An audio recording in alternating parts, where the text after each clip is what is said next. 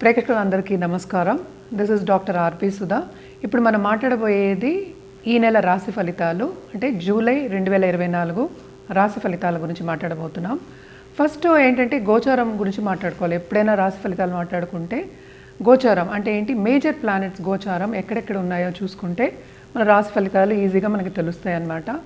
మనకి జూపిటర్ అంటే ఏంటి, గురు మెయిన్ ప్లానెట్ కదా, ఆయన మే 2024లో మూవ్ అయ్యారు ఎక్కడికి, వృషభానికి. అలాగే శని ఏమో కుంభంలోనే ఉన్నారు, రాహు ఏమో మనకి మీనంలో ఉన్నారు, అలాగే కేతు ఏమో మనకి కన్యలో ఉన్నారు. అలాగే ఏంటంటే కుజుడు మనకి ఏంటంటే మేషంలో ఉన్నారు, ఇప్పుడు మళ్ళీ మూవ్ అవుతున్నారు. అలాగే సన్, మెర్కురీ, బుధుడు అండ్ ఆల్సో మనకి వీనస్, శుక్రుడు కూడా మూవ్ అవుతున్నారు అనమాట. అండ్ ఇంకో ముఖ్యమైన విషయం ఏంటంటే శని రిట్రోగ్రేడ్ అవుతున్నాడు. సో అన్ని రాశి ఫలితాలు ఎలా ఉంటాయో చూద్దాము. ఇప్పుడు మనం మాట్లాడబోయేది ధనుర్రాశి వాళ్ళ గురించి. రాశి ఫలితాలు జూలై 2024 వాళ్ళకి ఎలా ఉందో చూద్దాము. ధనుర్రాశి వాళ్ళకి మిశ్రమ ఫలితాలే ఘోషిస్తున్నాయి. ఎందుకంటే 4వ ఇంట్లో మనకి రాహు సంచారం, 3వ ఇంట్లో శని, కుంభ శని ఉన్నారు, కానీ రిట్రోగ్రేడ్ అయి ఉన్నారనమాట. అలాగే 5th హౌస్లో ప్రస్తుతం ఏంటంటే కుజుడు ఇంట్లో ఉన్నారు. అలాగే మనం చూసాము అంటే 6వ ఇంట్లో ఏమో జూపిటర్ సంచారం జరుగుతోంది. అలాగే 7th హౌస్లో మనకి వీనస్, మెర్కురీ, సన్ అన్ని సంచారాలు అక్కడ జరుగుతున్నాయి. Second half of this month అనుకోండి. అది ఏంటంటే చాలా బాగుంటుంది, ఎస్పెషల్లీ పార్ట్నర్స్కి బాగుంటుంది. పార్ట్నర్షిప్ బిజినెస్ కూడా చాలా బాగుంది. కానీ స్టార్టింగ్ ఆఫ్ దిస్ మంత్ ఏంటంటే పిల్లల విషయంలో మీరు ఎక్కువ కాన్సన్ట్రేట్ చేస్తారు. పిల్లల విస్తరింపు కూడా జరుగుతుంది. అంటే ఏంటంటే పై చదువుల కోసం ఖర్చు పెట్టడం అనేది జరుగుతుంది. అలాగే ఏంటంటే ట్రావెలింగ్ కూడా ఎక్కువే కనిపిస్తోంది కనుక తప్పక కంఫర్ట్ లెవెల్, శ్రమ పడే ఒక నెల అని చెప్పాలన్నమాట. అలాగే ఏంటంటే దాంపత్య జీవితంలో మిస్అండర్స్టాండింగ్స్ వచ్చే ఛాన్సెస్ ఎక్కువ కనిపిస్తున్నాయి. కొంచెం అక్కడ జాగ్రత్తగా చూసుకోండి, ఎందుకంటే ఎక్కువ హార్ష్గా మాట్లాడకుండా ఉండడం అనేది బెటర్.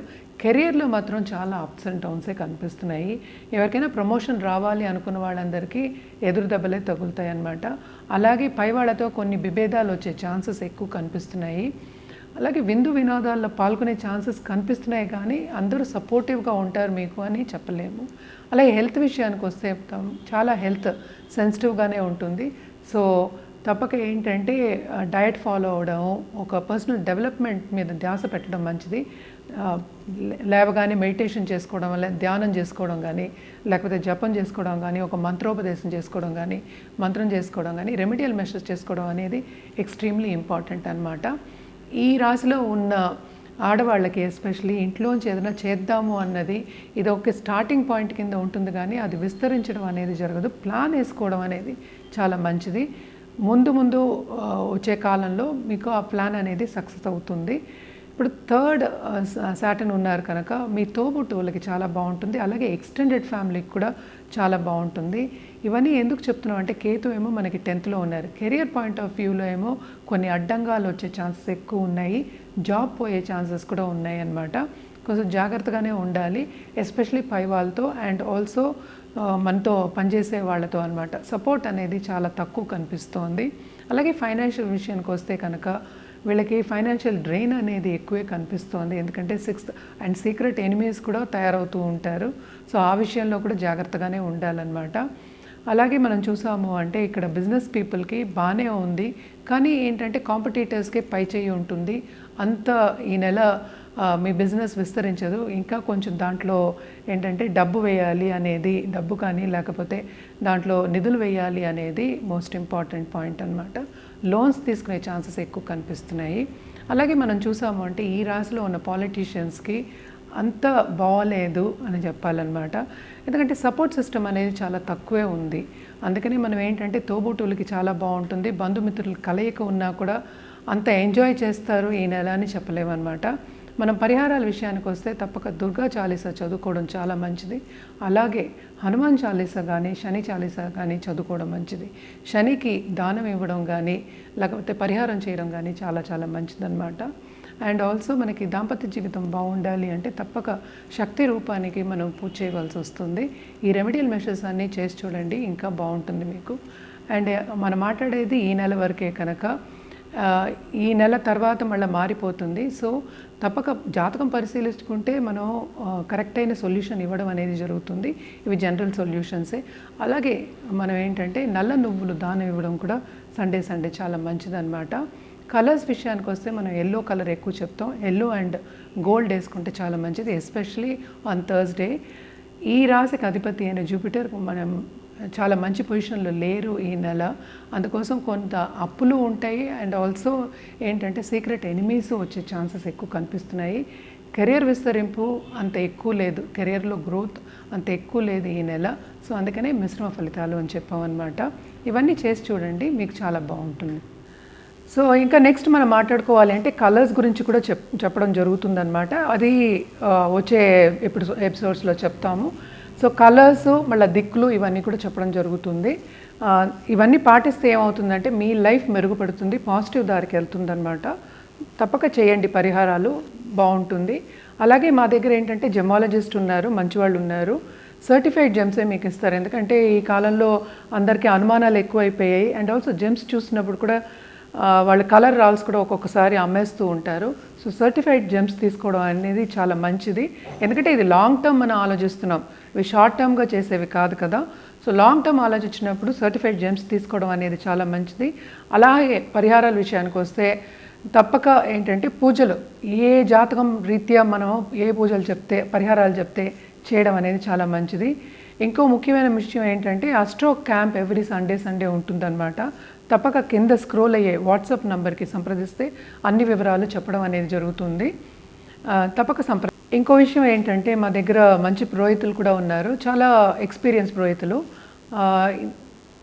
స్పెషల్ పూజలు అంటే ఏంటంటే రాహుకేతు పూజ, అలాగే కాల సర్పదోష పూజ, పితృ నివారణి పూజ, అలాగే జపాలు, హోమాలు ఇవన్నీ కూడా చేయించి పెట్టగలం మీకు. ఎవరికైనా అవసరం ఉంటే తప్పక మమ్మల్ని సంప్రదించండి. కింద స్క్రోల్ అయ్యే వాట్సాప్ నంబర్ కానీ ఈమెయిల్ ఐడికి కానీ. అండ్ ఆల్సో మేమేంటంటే దేవుడి బొమ్మలు అంటే సిల్వర్లో ఉంటాయి మా దగ్గర, అది పూజలో పెట్టి మీకు ఇవ్వడం అనేది జరుగుతుంది. దాని వివరాలు కూడా కింద స్క్రోల్ అయ్యే నంబర్కి, వాట్సాప్ నంబర్కి అలాగే ఈమెయిల్ ఐడికి సంప్రదిస్తే అన్ని వివరాలు మీకు చెప్పడం అనేది జరుగుతుంది. అంటే ఏంటంటే అపాయింట్మెంట్ సెట్టింగ్కి కింద నంబరు సంప్రదించవచ్చు. అలాగే ఈవినింగ్ మీకు పూజలు కావాలి అన్నా లేకపోతే జపాలు చేయాలి అన్నా బ్రాహ్మలు ఉన్నారు, మనకి హైదరాబాద్లోనూ ఉన్నారు, మనకి పెద్ద పెద్ద టెంపుల్స్లోనూ ఉన్నారు, అందరూ ఎక్స్పీరియన్స్ పురోహితులు. సో తప్పక సంప్రదించండి, అన్ని వివరాలు మీకు తెలియజేస్తాము. మీకు కావాలంటే మమ్మల్ని సంప్రదిస్తే ఏ టైంకి ఎలా చేయాలి అనేది కూడా చెప్తాం అన్నమాట. అండ్ వాట్సాప్లోనే ఈ కాలంలో సంకల్పం జరిగిపోతోంది. సో మీరు వాట్సాప్లో కూడా మీ సంకల్పం చూసుకోవచ్చు. తప్పక సంప్రదించండి. Thank you so much. నమస్కారం. ఇప్పుడు నన్ను కాంటాక్ట్ చేయాలి, మీ జాతకం పరిశీలించుకోవాలంటే తప్పక కింద స్క్రోల్ అయ్యే నంబర్కి అలాగే ఈమెయిల్ ఐడికి కూడా కాంటాక్ట్ అవ్వచ్చు.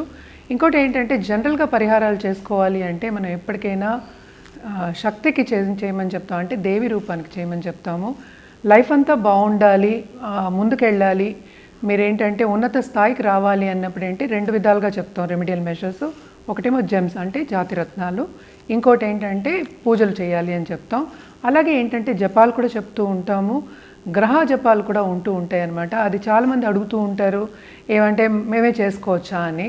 అవును, నవగ్రహ స్తోత్రాలు అవన్నీ మీరు చదువుకోవచ్చు, కానీ జపాలు అవన్నీ చేయడం బ్రాహ్మణులే చేస్తారు.